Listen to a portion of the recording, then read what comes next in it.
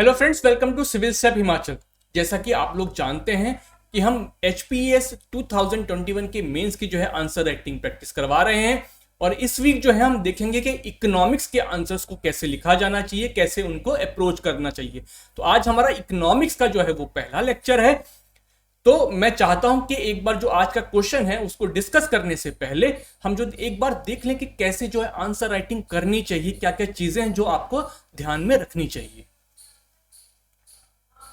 जो मेंस है वही आपका मेक और ब्रेक होता है। उसमें जो है उसका आपका इवैल्यूएशन किसके बेसिस पे होता है, जो आप आंसर्स लिख रहे हैं। तो इसलिए जो आपकी आंसर राइटिंग है दैट इज वेरी इंपॉर्टेंट कि आप किस तरह के आंसर्स जो है लिख रहे हैं। आपकी जो नॉलेज है उसका इवैल्यूएशन आपके आंसर्स से होने वाला है जो आप एग्जामिनर्स के सामने रख रहे हैं।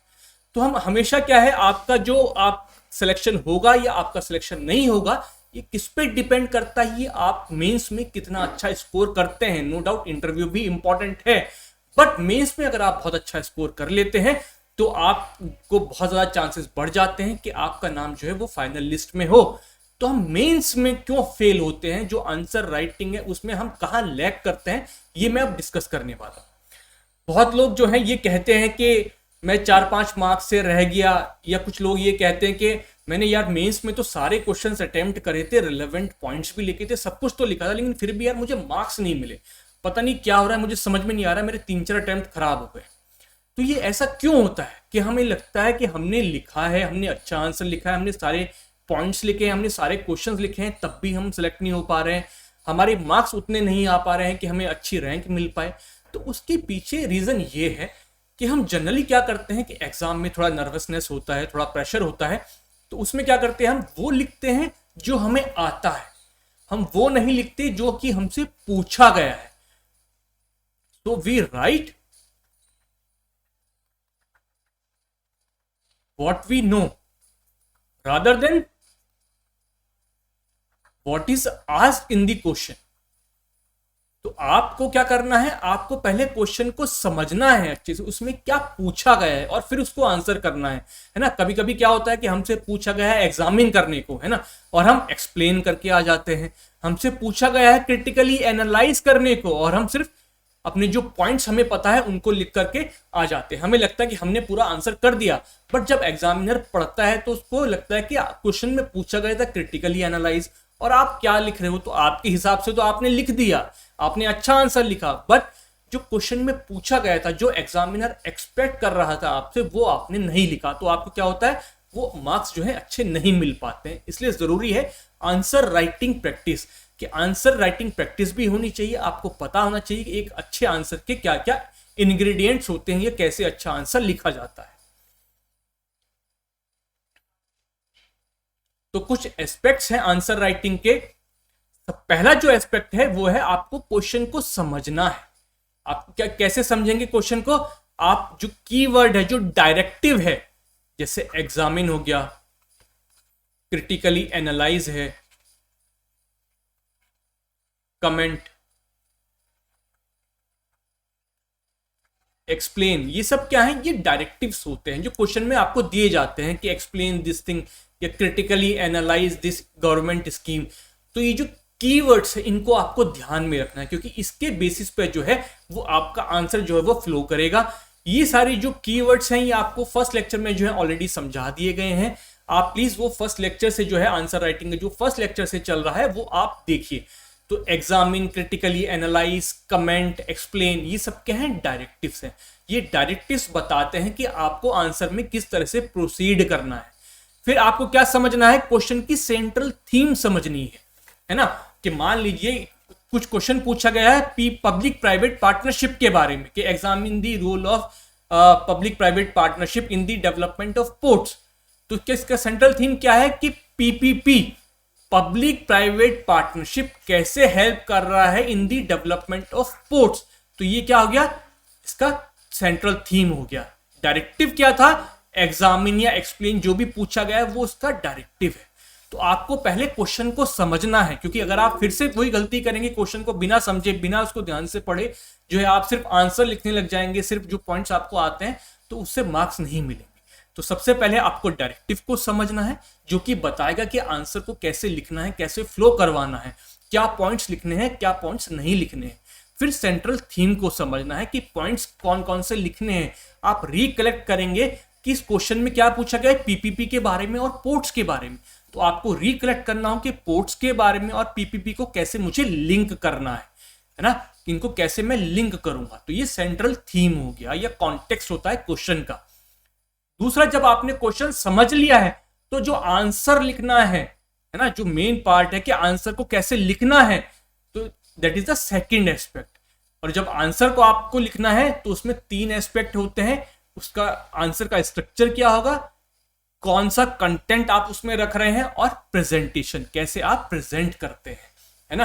कि जैसे मान लीजिए आपको कि कोई थाली लगानी है ना, कोई गेस्ट आए हैं आपके यहाँ, तो आप क्या करेंगे, स्ट्रक्चर का मतलब कि आपने एक थाली लगाई, उसमें आपने 4 कटोरियां रखी हैं, तो ये क्या हो गया, उसका स्ट्रक्चर हो गया कि मैं 4 कटोरी रखूंगा, एक में क्या रखूंगा, कंटेंट में क्या होगा कि पहली कटोरी में मैं सैलेड रखूंगा, दूसरी में मैं दाल रखूंगा, तीसरी में मैं सब्जी रखूंगा, चौथे में मैं रायता रखूंगा, मैं जो रोटियां हैं उनको इस तरह से सजाऊंगा, इस तरह से रखूंगा। तो ये कंटेंट है उसका। प्रेजेंटेशन कि कैसे आप जो कंटेंट है, रायते में आपने धनिया ऊपर से डाल दिया है तो वो देखने में अच्छा लग रहा है, रोटी को आपने 2 पीसेस में रखा है 2 कटोरियों के बीच, ये क्या है, प्रेजेंटेशन। तो देखने में भी अच्छा लगना चाहिए, है ना। आदमी खाएगा तो बाद में, पहले तो उसको देखेगा कि किस तरह से थाली लगी हुई। इस तरह से जब एग्जामिनर आपके आंसर्स को चेक करेगा तो पहले तो उसका ध्यान किस पे जाएगा, उसकी प्रेजेंटेशन पे, उसके स्ट्रक्चर पे जाएगा, किस तरह से इसने स्ट्रक्चर किया है, किस तरह से प्रेजेंट किया है।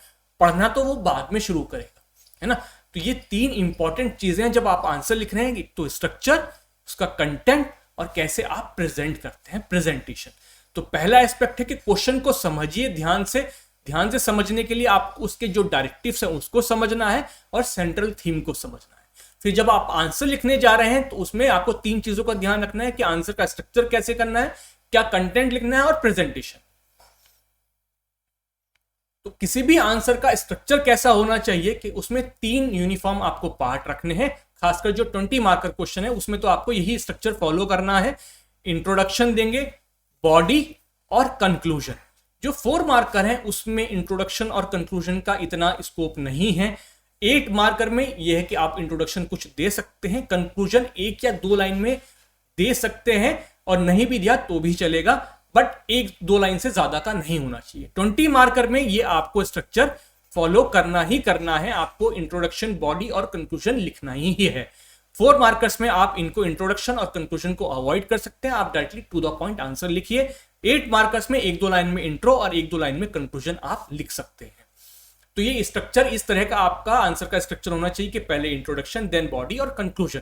तो जो इंट्रोडक्शन है उसमें आप क्या लिख सकते हैं, ये स्ट्रक्चर है, एक क्वेश्चन है तो इंट्रोडक्शन क्या हुआ, ये जो है ये इंट्रोडक्शन है, ये क्या है, दिस इज बॉडी, है ना, जिसमें आप क्या करते हैं, आप क्वेश्चन को आंसर करते हैं बॉडी पार्ट में, और ये कंक्लूजन है, दिस इज कंक्लूजन। तो एक इस तरह से जो है आपके आंसर का स्ट्रक्चर होना चाहिए कि इंट्रोडक्शन, बॉडी और कंक्लूजन। तो इंट्रोडक्शन क्या होता है, इंट्रोडक्शन जहां पे आप बता रहे हैं कि किस टॉपिक के बारे में आप जो है वो बात कर रहे हैं, किस टॉपिक के बारे में डिस्कस करते हैं। बॉडी में क्या होता है, जहां पर आप क्वेश्चन में जो डिमांड है उसको एड्रेस करते हैं, क्वेश्चन के जो डिफरेंट पार्ट्स हैं आप उनको एड्रेस करते हैं। कंक्लूजन फ्लो होता है उसी इंट्रोडक्शन, उसी बॉडी से, उसी कॉन्टेक्स्ट से जिसमें आप आंसर लिख रहे हैं। तो कंक्लूजन कैसा होना चाहिए, फॉरवर्ड लुकिंग कंक्लूजन होना चाहिए। तो इस तरह का ये स्ट्रक्चर होता है। और इंट्रोडक्शन जब आप लिख रहे हैं तो इंट्रोडक्शन को आप किस तरह से इंट्रोडक्शन दे सकते हैं किसी भी क्वेश्चन का। सबसे जो आसान चीज होती है कि आप डिफाइन कर दीजिए। मान लीजिए इन्फ्लेशन के ऊपर कोई क्वेश्चन आया है कि एक्सप्लेन द रीजंस या examine the reasons behind high inflation in India during the recent times. तो क्या कर सकते हैं आप, इन्फ्लेशन को डिफाइन कर सकते हैं कि इन्फ्लेशन क्या हो सकता है। तो ये आपका इंट्रोडक्शन बन सकता है। दूसरा क्या है, आप कुछ डेटा यूज कर सकते हैं, कोई फैक्ट है, कोई रिपोर्ट आई है तो वो आप यूज कर सकते हैं। जैसे मान लीजिए कि आरबीआई की मॉनेटरी पॉलिसी रिपोर्ट आई है ना, तो आप उसमें क्या दे सकते हैं कि recently RBI released monetary policy report in which the inflation has been estimated to be 5% during the current quarter. तो इस तरह से आप जो है रिपोर्ट्स की सहायता ले सकते हैं। ये इकोनॉमिक्स के हिसाब से मैं बता रहा हूं, लेकिन बाकी सब्जेक्ट्स में भी लागू होगा कि आप डिफाइन कर सकते हैं। आप कोई डेटा या फिर कोई फैक्ट या कोई रिपोर्ट आपके पास है तो उससे भी आप इंट्रोड्यूस करा सकते हैं। कॉन्टेक्स्ट क्या है ना, जैसे आप इन्फ्लेशन में ये भी कर सकते हैं कि सरकार ने मान लीजिए कोई स्कीम शुरू की है इन्फ्लेशन को कंट्रोल करने के लिए, है ना, तो आप बता सकते हैं कि the government has recently taken this step to ease down the inflation. तो आप उस कॉन्टेक्स्ट को समझा रहे हैं कि जिस कॉन्टेक्स्ट में वो क्वेश्चन पूछा गया है ना। तो कॉन्टेक्स्ट क्या होता है कि कोई भी जब क्वेश्चन आता है उसका एक कॉन्टेक्स्ट होता है, तो आप उस कॉन्टेक्स्ट को यूज कर सकते हैं कि इन्फ्लेशन पे क्वेश्चन आया है तो उसका कोई कॉन्टेक्स्ट होगा। कॉन्टेक्स्ट क्या हो सकता है कि जैसे हमने देखा कि आरबीआई की मॉनेटरी पॉलिसी रिपोर्ट के हिसाब से आप समझा सकते हैं। दूसरा क्या हो सकता है कि गवर्नमेंट ने कोई स्टेप लिया है टू ईज डाउन इन्फ्लेशन, वो भी आप लिख सकते हैं कि recently government has cut down its expenditure in social sector to ease inflation. इस तरह से जो है आप उसका कॉन्टेक्स्ट दे सकते हैं, या आप क्या दिखा सकते हैं, उसका सिग्निफिकेंस दिखा सकते हैं। जो सब्जेक्ट मैटर, जैसे यहां पे थीम क्या है, इन्फ्लेशन, तो इन्फ्लेशन का आप सिग्निफिकेंस बता सकते हैं कि अगर इन्फ्लेशन बहुत ज्यादा बढ़ जाता है तो it may turn into hyperinflation and it may impact the monetary and financial stability of the country. अगर आपके पास कोई डेटा नहीं, आप डिफाइन भी नहीं कर पा रहे, तो इस तरह से आप सिग्निफिकेंस बता करके सब्जेक्ट मैटर का जो है वो भी आप शुरू कर सकते हैं। आप देख लीजिए जैसे कि ये question, the government of India has recently revised the PPP architecture in the port sector in order to attract investment. To what extent these changes can have in reviving the port sector. तो यहां पे क्या कर सकते हैं आप, यहां पर सिग्निफिकेंस दिया है। मान लीजिए आपके पास कोई पीपीपी या पोर्ट्स के बारे में डेटा नहीं था या कोई डिफाइन करने का स्कोप नहीं था, तो कैसे कर दिया आपने इसको introduce through this significance. Ports are crucial for India as they account for more than 85% of export by volume and 80% by value. तो इस तरह से आप उसका सिग्निफिकेंस बता करके सब्जेक्ट मैटर का आप इंट्रोड्यूस कर सकते हैं। आप कॉन्टेक्स्ट बता सकते हैं, जैसे the ice laden regions are full of resources yet they remain unexplored. Write a critical note on the resources of Arctic and Antarctic regions. How would increase exploitation attempt of these resources affect the geopolitical scenario. तो इसमें आपने context के साथ introduce कर सकते हैं कि recently China announced its plans to have a polar silk road through Arctic and held its claim over the regions resources. तो आप कॉन्टेक्स्ट के थ्रू कर सकते हैं, सिग्निफिकेंस के थ्रू, डेफिनेशन के थ्रू, या फिर किसी डेटा या रिपोर्ट के थ्रू भी आप इंट्रोड्यूस कर सकते हैं। बॉडी में क्या करना है आपको, बॉडी में क्या करना है, you have to address the demand of the question. जो क्वेश्चन में एग्जैक्टली पूछा गया है आपको उसको एड्रेस करना है। कीवर्ड्स का ध्यान रखना है कि डिस्कस है, क्रिटिकली एग्जामिन है, क्या है ना। जब कोई मान लीजिए क्वेश्चन पूछा गया है, do you think that India will become a 5 trillion economy bye 2025, है ना, तो उसमें क्या करना पड़ेगा, आपको एक्सप्लेन करना पड़ेगा दोनों साइड्स इश्यूज के क्या है कि हाँ 1 ट्रिलियन इकोनॉमी बन सकते हैं, क्यों बन सकते हैं, इसी रीजन से बन सकते हैं, बट नहीं भी बन सकते हैं, कुछ ऑब्स्टेकल्स है, वो क्या क्या है तब आप बताओगे। क्योंकि आपकी थिंकिंग यहां पे पूछी गई, तो आपकी थिंकिंग क्या है, कुछ फैक्ट्स, कुछ लॉजिक्स पे बेस्ड होनी चाहिए। तो वो लॉजिक को आप बताएंगे कि मैं ऐसा कह रहा हूं तो क्यों कह रहा हूं। तो इस तरह से आपको जो कीवर्ड्स है, जैसे मैंने कहा था पहले भी, जो कीवर्ड्स हैं वही बताएंगे आपको कि आपका आंसर कैसे फ्लो करेगा। तो जो आपको बॉडी में वो मेन ध्यान क्या रखना है कि आप जो है क्वेश्चन का कोई भी पार्ट छूटना नहीं चाहिए, है ना। कि जैसे मान लीजिए क्वेश्चन है कि do you think India can become a 5 trillion economy, suggest measures to achieve this target. तो पहला पार्ट क्या है कि डू यू थिंक, तो उसमें आप बताएंगे कि क्यों बन सकता है, नहीं बन सकता है। सेकंड पार्ट क्या क्वेश्चन है, क्या है कि सजेस्ट मेजर्स, तो आपको मेजर्स भी सजेस्ट करने होंगे। तो आपको जो डिफरेंट पार्ट्स है क्वेश्चन के उनको एड्रेस करना है। अगर आप सिर्फ एक ही पार्ट को एड्रेस करेंगे तो आपको अच्छे मार्क्स नहीं मिलेंगे, चाहे आप कितना भी अच्छा आंसर लिख लीजिए, अगर आपने एक ही पार्ट आंसर करा है तो आपको अच्छे मार्क्स नहीं मिलेंगे। क्योंकि हर पार्ट को एक आंसर, एक जो नंबर है वो डिनोट कर दिए जाते हैं कि इस पार्ट के मान लीजिए 8 मार्कर क्वेश्चन है तो 6 मार्क इसके लिए मिलेंगे, 2 मार्क इसके लिए मिलेंगे। तो 6 मार्क में से आप कितना भी अच्छा कर लीजिए या तो उसमें से आपको 4 ही देकर जाएगा, तो आपको 8 में से 4 ही मिले। अगर आप दोनों पार्ट एड्रेस कर देते तो आपको 8 में से 6 मिल सकते थे। जब 20 मार्क है तो 20 में से आपको 15 मिल सकते थे, लेकिन आपने क्योंकि एक ही पार्ट को एड्रेस किया है तो आपके मार्क्स ऑटोमेटिकली रिड्यूस हो जाएंगे। Relevant points should take priority. अब आप इकोनॉमिक्स का आंसर लिख रहे हैं और आपको पूछा गया है कि इन्फ्लेशन के रीजंस क्या हैं, और आप पहले जो है सोशल फैक्टर बता रहे हैं, तो एग्जामिनर बोलेगा कि यार इकोनॉमिक्स के क्वेश्चन में ये पहले सोशल फैक्टर बता रहा है, इसको पहले इकोनॉमिक रीजंस बताने चाहिए। तो जो रिलेवेंट पॉइंट हिस्ट्री के क्वेश्चन में पहले आप जो है हिस्टोरिकल फैक्टर्स की जगह जो है इकोनॉमिक फैक्टर्स बताने लग जाएं, तो वो कैसे चलेगा। पॉलिटी में आप जो है पॉलिटी की बजाय सोशल फैक्टर्स बता रहे हैं पहले। तो आपको ध्यान में रखना है कि आप किस सब्जेक्ट के क्वेश्चन को आंसर कर रहे हैं। तो जब आप इकोनॉमिक्स के क्वेश्चन को आंसर कर रहे हैं तो फर्स्ट राइट इकोनॉमिक रीजंस या इकोनॉमिक जो पॉइंट्स हैं, जो इकोनॉमिक नेचर के पॉइंट्स है, पहले उनको लिखिए, बाद में जो है वो बाकी पॉइंट्स लिखिए। ऐसा नहीं कि बाकी पॉइंट्स नहीं लिखने, वो भी लिखने हैं, लेकिन आपको प्रायोरिटी डिसाइड करनी पड़ेगी कि किस सब्जेक्ट के उसमें कौन से पॉइंट्स पहले लिखने हैं। तो अगर आप इकोनॉमिक्स के आंसर लिख रहे हैं तो पहले इकोनॉमिक्स वाले पॉइंट लिखिए, उसमें भी आप प्रायोरिटाइज करिए कि सबसे इंपॉर्टेंट पॉइंट कौन सा है इसमें, वो सबसे ऊपर लिखूंगा, उसके बाद दूसरा, उसके बाद तीसरा, उसके बाद जो बाकी फैक्टर्स है। रीड दी क्वेश्चन ट्वाइस क्यों बोल रहा हूं, क्योंकि आपको पहले क्वेश्चन को समझना है। अंडरलाइन कर लीजिए उन पार्ट्स को कि जिससे आप कोई पार्ट जो है वो मिस ना करें। आपको पता चलना चाहिए कि suggest measures, okay, reasons behind inflation, okay, तो आप जो है हर पार्ट को इससे आप जो है आंसर कर पाओगे, आपका कोई पार्ट मिस नहीं होगा। तो ये चीजें करनी है आपको बॉडी में।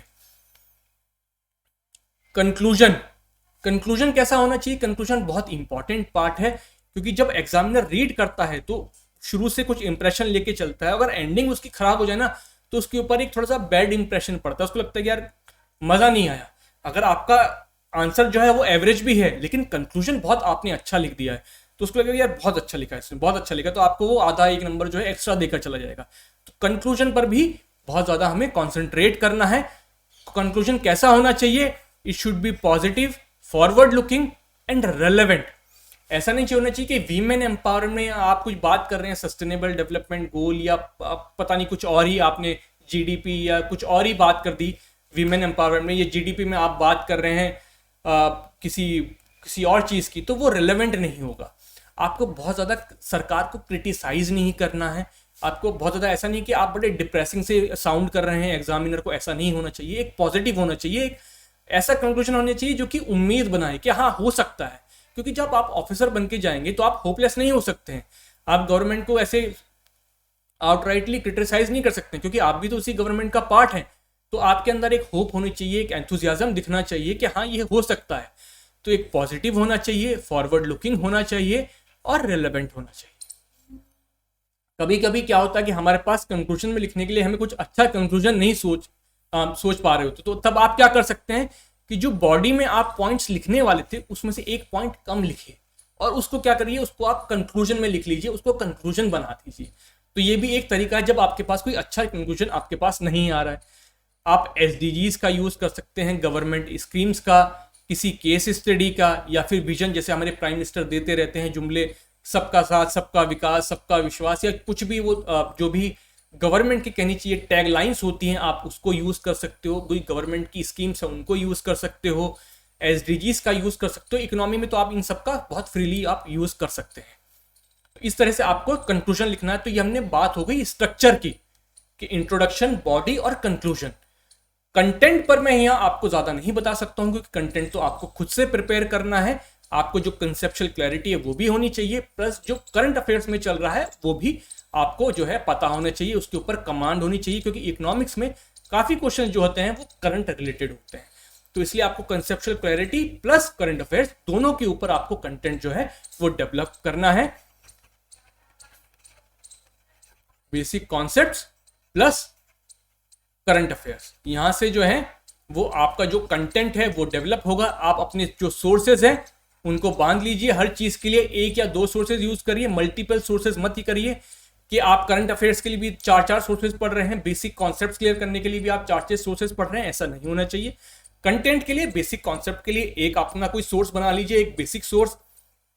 करंट अफेयर्स के लिए आप अपना एक बेसिक सोर्स बना करके रखिए, उससे आप अपने कंटेंट को डेवलप कीजिए। देखिए जब तक कंटेंट नहीं होगा तब तक जो है वो अच्छे मार्क्स मिलना नामुमकिन है। बाकी सारी पेरिफेरल चीजें हैं, कंटेंट जो है वो सबसे जरूरी चीज है। जितनी ज्यादा आपकी कंसेप्चुअल क्लैरिटी होगी, जितनी ज्यादा आपकी कमांड होगी कॉन्सेप्ट्स के ऊपर, उतनी ही आसानी से आप आंसर्स को लिख पाएंगे, उतनी सिंप्लिसिटी से लिख पाएंगे। Simplicity is the key. Examiner की लाइफ को आप जितना इजी बना दो, उसको पढ़ने में जितनी आसानी होगी, उसको समझने में जितनी आसानी होगी, उतनी ही ज्यादा वो मार्क्स आपको देकर जाएगा। तो वो कब हो सकता है कि सिंप्लिसिटी कब आ सकती है, कितनी आसानी से आप किसी को कैसे समझा सकते हो, जब आपके खुद के दिमाग में कंसेप्चुअल क्लैरिटी, तभी जो है आप सामने वाले को भी आसानी से कोई चीज समझा सकते हो। एक सिंपल भाषा में सिंपल वर्ड्स का यूज करते हुए वो आप जो है किसी भी आदमी को वो एक ठीक से समझा सकते हो। तो इसलिए कंटेंट जो है वो आप पहले से प्रिपेयर करके रखिए। अब जो बात कर रहा हूं वो है प्रेजेंटेशन की, कि आंसर को कैसे प्रेजेंट करना चाहिए। तो कुछ इंपॉर्टेंट पॉइंट्स हैं जो आपको ध्यान में रखने हैं। जैसे कि मैं बार बार कह रहा हूं कि जो भी पार्ट्स या सब पार्ट्स हैं आंसर के, वो क्लियरली विजिबल होने चाहिए। कि जैसे रीजंस बिहाइंड इन्फ्लेशन,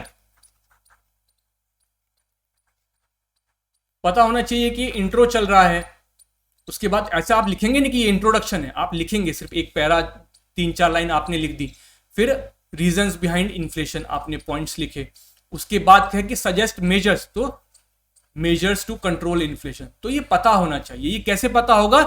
जब आप हेडिंग्स बनाएंगे, आप हेडिंग्स लिखेंगे। Heading should be concise, preferably the same phrases as asked in the question. आप क्वेश्चन को रेप्लिकेट करो हेडिंग बनाते हुए। जैसे examine the reasons behind high inflation in India, तो आप लिखो हेडिंग क्या बनाओगे आप? Reasons behind high inflation in India. उससे क्या होता है, जब आप क्वेश्चन की फ्रेज को बना करके उसकी हेडिंग लिखते हो तो एग्जामिनर को पता चलता कि अच्छा इसने इस पार्ट को भी आंसर कर दिया, इसने इस पार्ट को भी आंसर कर दिया है। तो जब आपने लिखा reasons behind high inflation in India, तो एग्जामिनर को पता चल गया आप कौन से पार्ट को आंसर कर रहे हो। जब आपने लिखा मेजर्स टू कंट्रोल इन्फ्लेशन, तब उसको पता चल जाएगा कि अच्छा इसने इस पार्ट को भी आंसर कर दिया है। तो आप हेडिंग लिखोगे। हेडिंग्स को हाईलाइट करने के लिए आप क्या करोगे? या तो बॉक्स बना सकते हो या अंडरलाइन कर सकते हो। मेरा आपसे सजेशन है कि आप जब हेडिंग्स लिख रहे हो, मेन हेडिंग्स, तो उनको बॉक्स कर दीजिए। Reasons behind high inflation, measures to control inflation, आपने उसको बॉक्स कर दिया। उसके बाद जब आप पॉइंट्स लिखोगे तो आप साइड हेडिंग्स भी लिखो। जैसे आप पॉइंट लिख रहे हो रीजंस बिहाइंड हाई इन्फ्लेशन, तो पॉइंट नंबर 1, बुलेट का यूज मत कीजिए, ये साइंस लोग बनाते हैं ऐसे ऐसे, ये सब यूज मत करिए। नंबर डालिए। नंबर डालने से क्या होता है कि एग्जामिनर को पता चलता है कि अच्छा रीजंस के पीछे इसने 8 रीजन दे दिए, मेजर्स टू कंट्रोल इन्फ्लेशन में इसने 5 पॉइंट दे दिए, इसने मतलब लगभग काफी पॉइंट्स दिए हैं, तो इसको ज्यादा मार्क्स देने चाहिए। तो रीजंस बिहाइंड हाई इन्फ्लेशन आपके लिखोगे। फूड प्रोडक्ट्स, मान लीजिए फूड इन्फ्लेशन को आप बता रहे हो, तो फूड प्रोडक्ट्स लिखिए, उसको अंडरलाइन कर दीजिए और अब यहां 1 या 2 लाइन में इसको एक्सप्लेन कर दीजिए। सेकंड पॉइंट लिखिए पेट्रोलियम प्रोडक्ट्स, ये क्या हो गई? आपकी साइड हेडिंग्स हो गई, इसको अंडरलाइन कर दीजिए और इस तरह से 1-2 लाइन में उसको एक्सप्लेन कर दीजिए। तो जो मेन हेडिंग है उसको आपने बॉक्स कर दिया, फिर आपने पॉइंट्स लिखे। पॉइंट्स को में क्या किया आपने? साइड हेडिंग, क्योंकि एग्जामिनर के पास इतना टाइम नहीं है कि वो वर्ड टू वर्ड पढ़े। जब वो क्या करता है कि सरसरी निगाह से सब देखता है कि हाँ रीजंस बिहाइंड हाई इन्फ्लेशन लिखा है इसने, ठीक है, साइड हेडिंग आपने दे दी, तो आपने उसके काम को कितना इजी बना दिया। उसको पता चल रहा है अच्छा कि आप फूड इन्फ्लेशन के बारे में बात कर रहे हो, अब आप पेट्रोलियम प्रोडक्ट्स के बारे में बात कर रहे हो, अब आप सप्लाई साइड कंस्ट्रेंट्स के बारे में बात कर रहे हो, उसको अंडरलाइन कर दीजिए। तो वो पूरा नहीं पड़ेगा, आपकी साइड हेडिंग से उसको पता चल जाएगा कि अच्छा आपने सारे पॉइंट्स कवर कर लिए। मेजर्स टू कंट्रोल इन्फ्लेशन, इसी तरह से आप जो है 1, 2, 3 आप जो है वो लिख दीजिए। अंडरलाइन दी इंपॉर्टेंट वर्ड्स, अगर फूड प्रोडक्ट्स में आप कुछ लिख रहे हैं 1-2 लाइन में, उसमें कोई इंपॉर्टेंट वर्ड है, कोई कीवर्ड है, तो उसको अंडरलाइन कर दीजिए। उससे क्या होगा कि उसका ध्यान जो है उसकी तरफ अट्रैक्ट होगा, उसको पता चल जाएगा कि अच्छा आपने सारे पॉइंट्स कवर करे हैं, सारे कीवर्ड्स आपके जो उस आंसर में होने चाहिए थे वो हैं, तो वो जल्दी से क्या करेगा? वो देख लेगा। इकोनॉमिक्स में खासकर आप डायग्राम्स का यूज कर सकते हैं, ग्राफ्स का यूज कर सकते हैं, पाई चार्ट्स का यूज कर सकते हैं। इससे क्या होता है कि आपकी प्रेजेंटेशन जो है वो इंप्रूव होती है। मान लीजिए आपको किसी पॉइंट में लिखना था कि हमारा इंक्रीज्ड जीडीपी ग्रोथ रेट, आपको मान लीजिए ये पॉइंट लिखना है और आप बताना चाहते हैं कि 1990 में हमारा जीडीपी ग्रोथ रेट कितना था? 5.1%, और आप बताना चाहते हैं कि 2011-12 में ये बढ़कर कितना हो गया? 8.6%। तो या तो आप इसको वर्ड्स में लिख सकते हो कि 1990 the GDP growth rate was 5.1% which increase to 8.6% in 2011-12, या फिर आप कैसे कर सकते हो, आप एक ग्राफ बना सकते हो। आप 1990 यहां आपने जीडीपी ग्रोथ रेट लिखा, 2011-12 यहां आपने ग्राफ बनाया 5.1%, 2011-12 8.6%। इससे क्या हो गया, आपकी प्रेजेंटेशन इंप्रूव हो गई। और इकोनॉमिक्स में खासकर अगर आप देखें, चाहे वो इकोनॉमिक सर्वे हो या दूसरी जो इकोनॉमिक रिपोर्ट्स होती हैं, उसमें ग्राफ्स का, डायग्राम्स का यूज काफी होता है। तो इकोनॉमिक्स के आंसर में आप जो है वो ग्राफ्स का यूज करिए। कुछ पाई चार्ट आप बना सकते हैं कि मान लीजिए आपसे पूछा जाए कि contribution to GDP of different sectors, तो आप बता सकते हैं कि प्राइमरी सेक्टर का कितना है, सेकेंडरी सेक्टर का कितना है, टर्शरी सेक्टर का कितना है। इसको आप पाई चार्ट के थ्रू रिप्रेजेंट कर सकते हैं। तो इस तरह से जो है वो आप आंसर्स को जो है अपने अच्छे तरीके से दिखा सकते हैं। आप फ्लो चार्ट्स का यूज कर सकते हैं, है ना। Spacing between the lines and paragraphs, अब देखिए लाइंस और पैराग्राफ्स के बीच का मतलब क्या है कि जैसे ये दो लाइनें हैं तो इनके बीच में कुछ स्पेसिंग है, तो ये स्पेसिंग जो है आपकी थोड़ी कांस्टेंट होनी चाहिए। ऐसा नहीं कि आप मार्जिन रख करके देखेंगे, लेकिन एक मोटा मोटी जो है वो बराबर लाइन स्पेसिंग होनी चाहिए। पैराग्राफ की स्पेसिंग जो है अच्छी होनी चाहिए, रीड करने में आसानी होनी चाहिए। ऐसा नहीं कि जो फर्स्ट पैरा था वो तो बड़ा खुला खुला लिखा आपने, और जब लास्ट में आते आते आपके पास जगह कम मिली तो आपने एकदम जो है पास पास लिख दिया। तो इससे क्या होता है कि आपकी प्रेजेंटेशन जो है वो खराब होती है। तो शुरू से ही जो आपको क्या करना है कि जो लाइन स्पेसिंग है और जो पैराग्राफ की स्पेसिंग है उसको लगभग बराबर लेकर चलिए। थोड़ा सा क्लैरिटी लाइए, आपकी हैंड राइटिंग में लेजिबल होनी चाहिए। बहुत फ्लारी राइटिंग नहीं लिखनी है, बट कोई भी उसको आराम से पढ़ सके इतनी होनी चाहिए। वो कैसे आप कर सकते हैं, अगर आपकी हैंड राइटिंग थोड़ी खराब भी है तो थोड़ा सा बड़ा बड़ा लिखिए, थोड़ा सा खुला खुला लिखिए, तो वो पढ़ने में लेजिबल हो जाएगा। तो ये आपको करना है। कोई आप फिगर बना रहे हैं, मान लीजिए आपने पाई चार्ट ही बनाया, तो उसको जो है आप बॉक्स में डालिए और उसको प्रॉपरली उसकी क्या करिए, उसका डिस्क्रिप्शन दीजिए। Figure contribution of different sectors to GDP. इस तरह से जो है आपकी प्रेजेंटेशन जो है वो बहुत स्मूथ लगेगी। ये लगेगा कि हाँ इसने बहुत अच्छे से बनाया है। तो ये चीजें जो है वो आपको ध्यान में रखनी है अपनी प्रेजेंटेशन में, ये जो पॉइंट्स हैं। आज का हमारा टारगेट टॉपिक क्या है, अब क्वेश्चन के बारे में बात कर लेते हैं। तो characteristic of Indian economy, demography, sectoral composition, poverty, inequality, unemployment, inflation in India. In topic के बेसिस पे आज का जो हमारा क्वेश्चन है वो क्या है, India's female labour force participation rate has not seen A concomitant increase with GDP.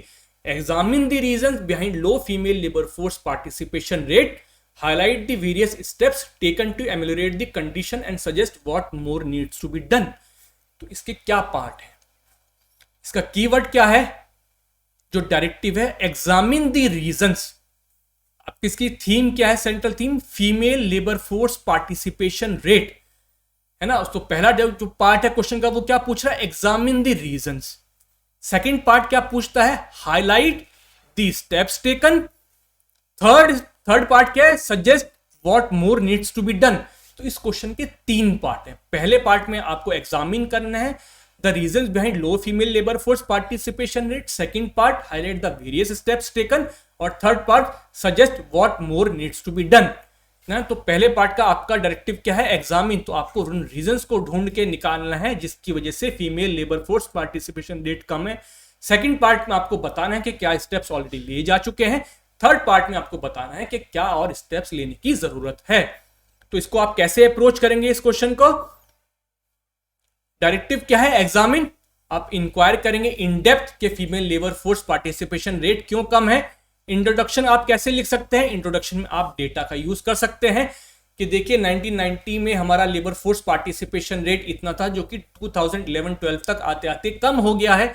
कि जैसे इंटरनेशनल लेबर ऑर्गेनाइजेशन की रिपोर्ट थी कि 1990s तक 38% था, जो कि आज घट के 2011-12 में 25-26% रह गया। जबकि हमारी जीडीपी ग्रोथ रेट जो है वो डबल हो गई थी, 5% या 4% से बढ़ के 8%, 9% तक हमने ग्रोथ रेट हासिल करी है। या female labour force participation rate को भी डिफाइन कर सकते हैं अगर आपके पास डेटा नहीं है। बट इस पर्टिकुलर क्वेश्चन में जो बेस्ट अप्रोच होगी इंट्रोडक्शन के लिए वो ये होगी कि आप डेटा दें कि female labour force participation rate क्या है। क्योंकि आपसे क्या पूछा गया है, आपसे पूछा गया है कि female labour force participation rate has not seen a concomitant increase. तो कितना इंक्रीज हुआ है नहीं हुआ है ये आपको डेटा के थ्रू आप बताएंगे। उसके बाद मेन बॉडी में जो पहला पार्ट है वो क्या है, reasons for low labour force participation rate. तो पहले आप क्या बताएंगे कि इकोनॉमिक रीजंस क्या है, कि ढंग के जो जॉब्स हैं वो क्रिएट नहीं हो पा रहे हैं, जो फीमेल हैं वो एग्रीकल्चर से भी नहीं कर पा रही, क्योंकि एग्रीकल्चर में क्या हो रहा है, एम्प्लॉयमेंट घट रहा है क्योंकि मैकेनाइजेशन हो रहा है। तो आप इस तरह से क्या करेंगे, आप इकोनॉमिक फैक्टर्स को पहले बताएंगे।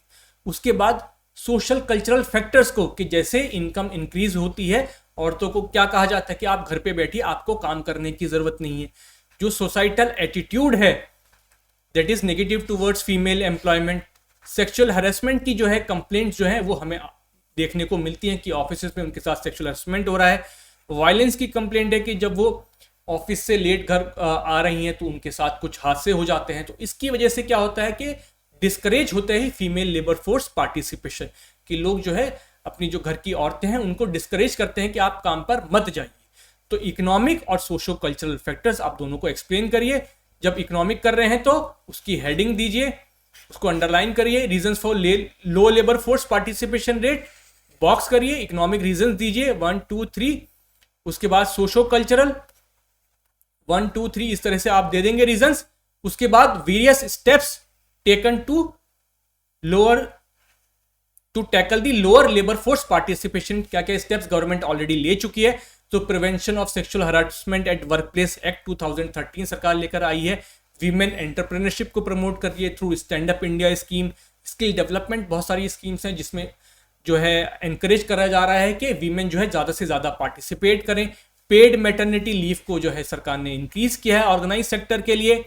तो ये सारे स्टेप्स आप बताएंगे। उसके बाद कि क्या और स्टेप्स लेने की जरूरत है, क्या और मेजर्स हैं जो कि लिए जा सकते हैं, जैसे उनकी एजुकेशन और स्किल बेस्ड लाइवलीहुड अपॉर्चुनिटीज को खास करके रूरल एरियाज में हमें इंक्रीज करना पड़ेगा।